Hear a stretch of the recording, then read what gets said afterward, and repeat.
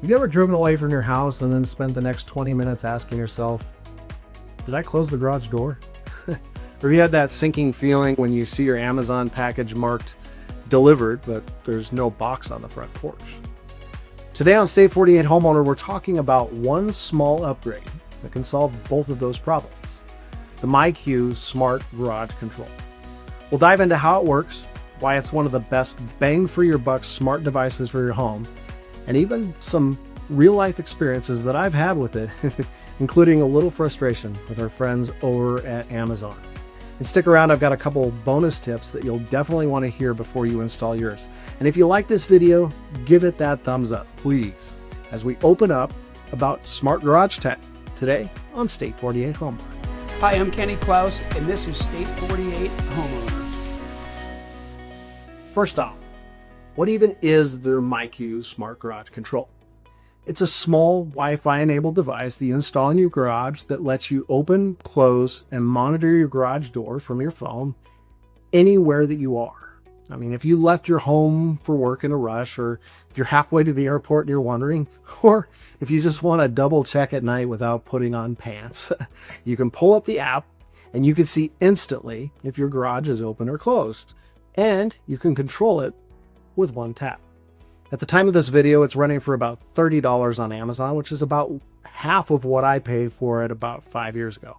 And I want to clarify that we're sharing this because it's cool tech. We're not being compensated for this review, and we're not endorsing this product. We're just sharing our experience with something that solves a problem. Now, the myQ is compatible with almost any garage door opener made after 1993. Basically anything with safety sensors. So most homeowners are good to go without a full motor replacement. Now, how hard is it to install? Honestly, if you can install a TV remote battery where the battery cover is screwed on, you can probably install a myQ. You are going to need a ladder because the little myQ hub has to be attached up near your existing garage door opener. You plug in the hub into a nearby outlet, mount the small sensor onto your garage door itself, and then sync everything up using the free myQ app. The app walks you through it, all of it step by step. And full disclosure, I'm not an electrician or a professional installer.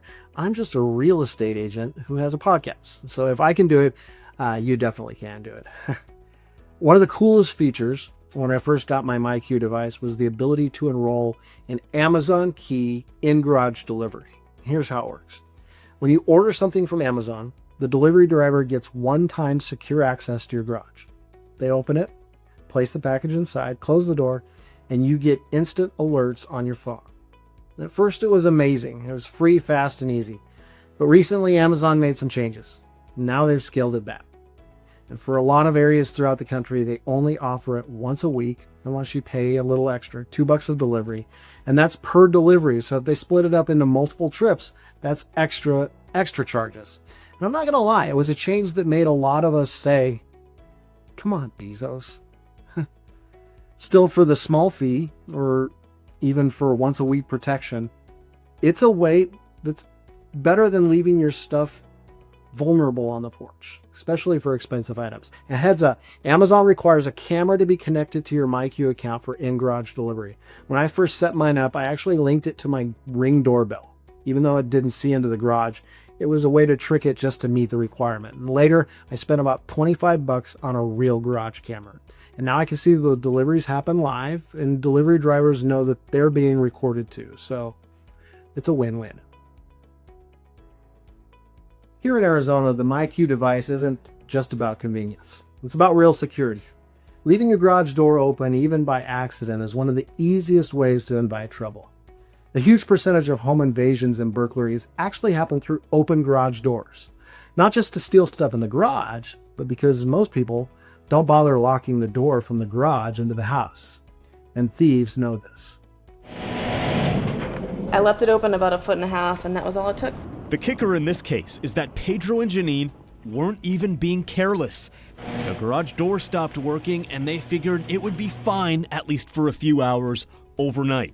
Crawled in through the garage right over here, and then had made his way up over here into the garage, and then was kind of ransacking the car. Security cameras show how he slowly walks up to the house, have a look about 3:30 a.m., and slithers under the garage door. Definitely had enough time to go through everything in the garage. From there, the couple says that the man entered the house and even stole stuff from the bedroom. Get this, all as the two slept only a few feet away. The one thing that just worried me was that if I wasn't here, like what would have occurred, like if I hadn't have been here sleeping in the bed. They say this crook got off with several important things, including Pedro's social security card. Weeks later, nobody even knows who this man is. You're creating an opportunity for somebody to see what's in your garage and possibly even have access to what's in there.